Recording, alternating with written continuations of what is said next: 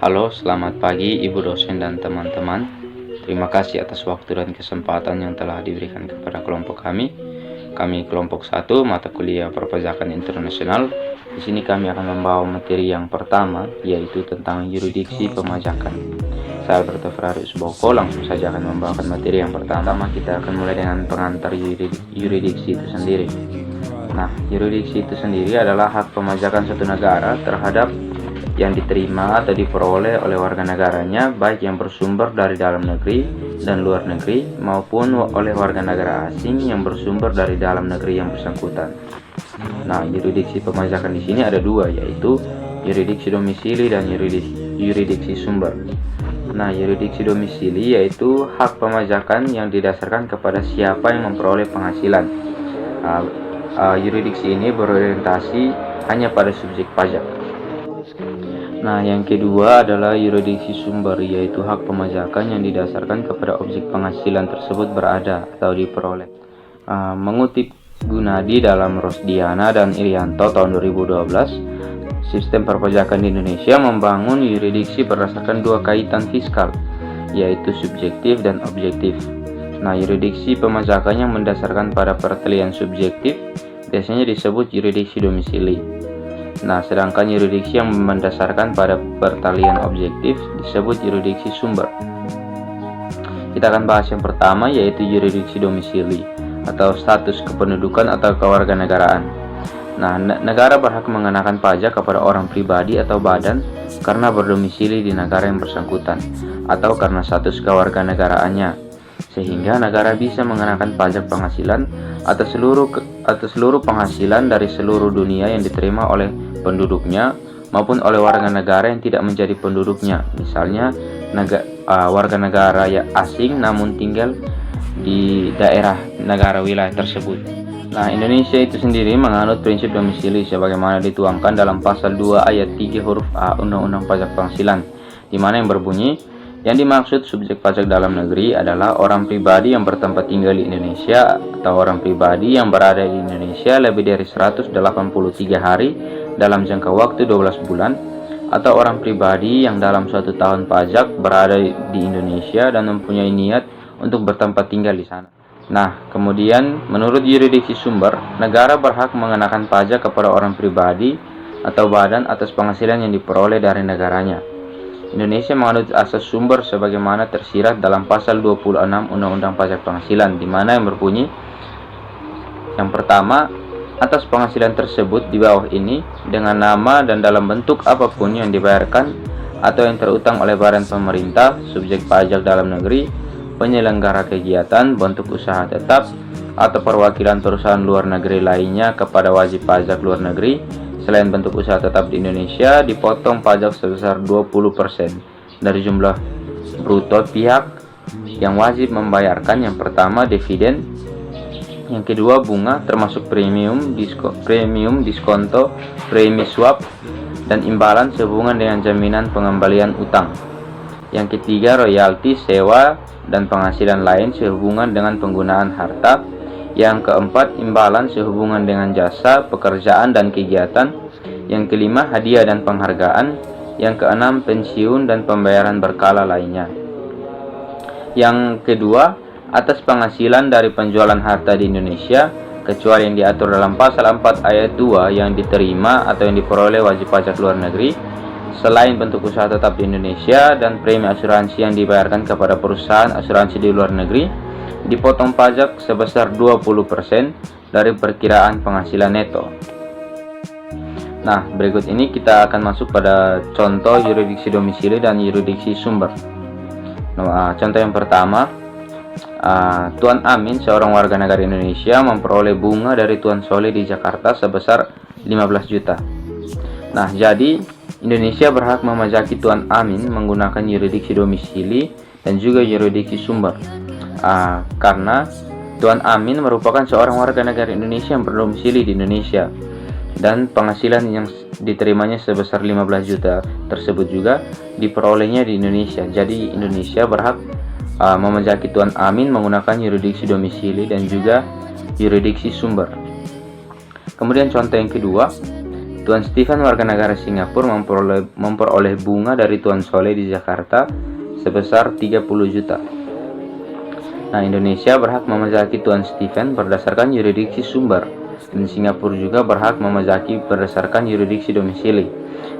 Indonesia berhak memajaki Tuan Stephen berdasarkan yurisdiksi sumber karena Tuan Stephen yang merupakan warga negara Singapura memperoleh penghasilannya di negara Indonesia, diperoleh dari Tuan Soleh di Jakarta, sehingga Indonesia berhak memajaki Tuan Stephen berdasarkan yurisdiksi sumber. Nah, contoh yang berikutnya, contoh yang ketiga, Mr. Stephen warga negara Singapura adalah seorang pegawai sebuah konsultan keuangan di Singapura, melakukan pemberian jasa konsultasi bidang investasi keuangan pada beberapa pengusaha UKM di Indonesia. Selama tahun 2009, kegiatan dilakukan sebanyak 15 kali dalam 5 hari, setiap satu kali kegiatan. Nah, fee yang diterima Mr. Stephen selama tahun 2019 sebesar 500 juta. Berdasarkan yurisdiksi pemajakan, negara mana yang berhak memajaki dan berapa PPh terutang bila diasumsikan tidak ada tax treaty antara Indonesia dan Singapura. Nah, jadi yang pertama, Tuan Stephen merupakan wajib pajak luar negeri karena berada di Indonesia dan kurang dari 183 hari. Itu yang pertama. Nah, kemudian Indonesia berhak memajaki Tuan Stephen berdasarkan yurisdiksi sumber, dan Singapura berhak memajaki berdasarkan yurisdiksi domisili. Seperti yang dijelaskan sebelumnya, Indonesia berhak memajaki Tuan Stephen berdasarkan yurisdiksi sumber. Nah, karena Tuan Stephen menerima penghasilan atau pendapatan di wilayah wilayah Indonesia. Nah, kemudian berikut berapa PPh terutang yang dimiliki oleh Mr. Stephen. Nah, PPh terutang selama tahun 2009 sebesar 20% dikali 500 juta. 500 juta di sini adalah total penghasilan selama tahun 2009. Sedangkan 20% di sini merupakan tarif pajak yang telah ditetapkan di Indonesia dalam pasal 26 Undang-Undang Pajak Penghasilan. Nah, demikian materi dari saya yang dapat saya sampaikan. Materi selanjutnya akan disampaikan oleh teman kelompok saya. Terima kasih. Baik, terima kasih atas waktu yang diberikan. Perkenalkan, nama saya Bayu Swastika, NIM 181002037. Di sini saya akan melanjutkan penjelasan dari teman saya. Yang pertama, di mana bentuk usaha tetap. Bentuk usaha tetap ini, subjek pajak luar negeri dapat menjalankan kegiatan atau usaha melalui suatu bentuk usaha tetap di Indonesia dalam hal mempunyai tempat kedudukan manajemen yang berada di Indonesia. Tempat kedudukan manajemen adalah tempat kedudukan manajemen yang menjalankan kegiatan atau operasi perusahaan sehari-hari secara rutin yang tidak melakukan pengendalian atas seluruh perusahaan dan tidak membuat keputusan yang bersifat strategis. Dalam hal tempat kedudukan manajemen melakukan pengendalian atas seluruh perusahaan atau tempat pembuatan keputusan yang bersifat strategis, subjek pajak luar negeri tersebut diperlakukan sebagai subjek pajak dalam negeri. Tempat kedudukan manajemen efektif yang terdapat dalam persetujuan pengendaraan pajak berganda dapat diartikan sebagai tempat di mana yang pertama keputusan manajemen dan komersial yang signifikan dibuat atau pengurus membuat keputusan untuk kepentingan badan. Yang berikut kewajiban subjek pajak dalam dan luar negeri. Kewajiban subjektif merupakan kapan seseorang atau badan dapat disebut sebagai subjek pajak penghasilan. Sesuai dengan definisi Undang-Undang PPh 1984, PPh merupakan pajak yang dikenakan terhadap subjek pajak atas penghasilan yang diterima atau diperoleh dalam tahun pajak. Dengan kata lain, seseorang atau badan akan dikenakan PPh jika telah memenuhi syarat subjektif atau kriteria subjek perpajakannya dan syarat objektif atau kriteria objek pajaknya. Kewajiban subjek pajak dalam negeri, di mana untuk orang yang pribadi yang merupakan subjek pajak dalam negeri, kewajiban subjektifnya dimulai pada saat dilahirkan, berada atau mempunyai niat untuk ditempat tinggal di Indonesia dan berakhir pada saat dia meninggalkan dunia atau meninggalkan Indonesia untuk selama-lamanya.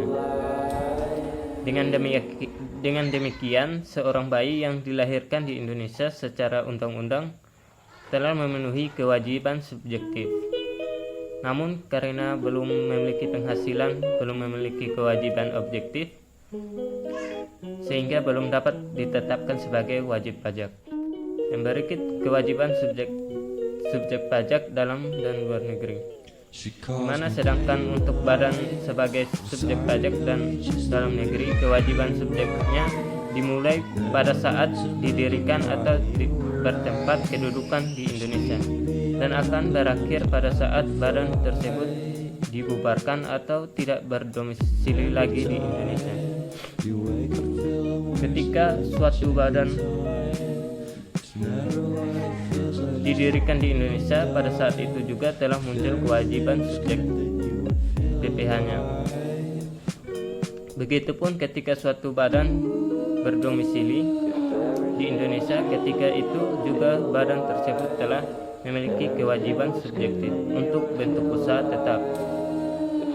Kewajiban subjektif timbul sejak badan usaha tetap tersebut didirikan dan menjalankan kegiatan di Indonesia dan berakhir sejak badan usaha tetap tersebut dibubarkan atau tidak dijalankan kegiatan lagi di Indonesia.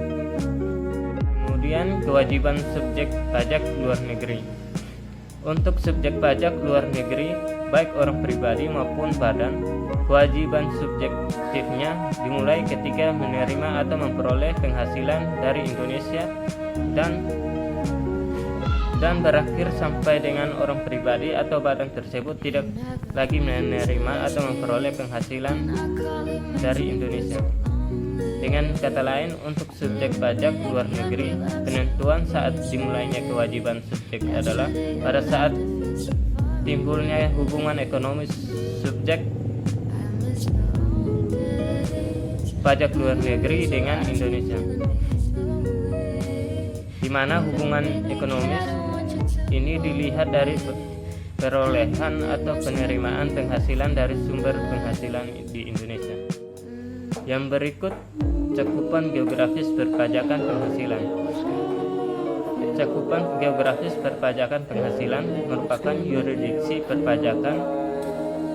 Ini mempunyai kedaulatan dalam bidang perpajakan yang merupakan konsekuensi dari kedaulatan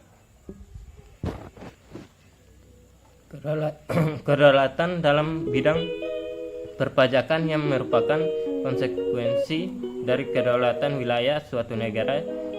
Yurisdiksi dapat terbagi menjadi dua, yaitu yurisdiksi domisili dan yurisdiksi sumber. Yurisdiksi domisili dapat berlaku atas semua orang pribadi yang bertempat tinggal, berada atau berniat untuk bertempat tinggal di Indonesia, baik orang tersebut warga negara Indonesia maupun warga negara asing. Demikian juga dengan badan yang didirikan atau bertempat kedudukan di Indonesia, karena hak perpajakan Indonesia didasarkan atas pertalian personal subjek pajak, maka sesuai dengan kelaziman internasional. Negara tersebut membenarkan untuk memperluas pengenaan pajak atas penghasilan dari manapun di diperoleh atau penghasilan global. Untuk yurisdiksi sumber ini yang merujuk pada pertalian fiskal objektif, memberikan hak perpajakan kepada negara tempat sumber penghasilan berada. Kewajiban pajak yang berasal dari pertalian objektif terjadi karena subjek pajak terkait pada suverenitas teritorial, bukan secara personal atau sepenuhnya, tetapi hanya sebatas pada kepentingan ekonomi subjek pajak dengan negara bersumber, sehingga Indonesia berhak untuk mengenakan pajak atas semua penghasilan yang berasal dari sumber di Indonesia. Sekian dari saya. Terima kasih.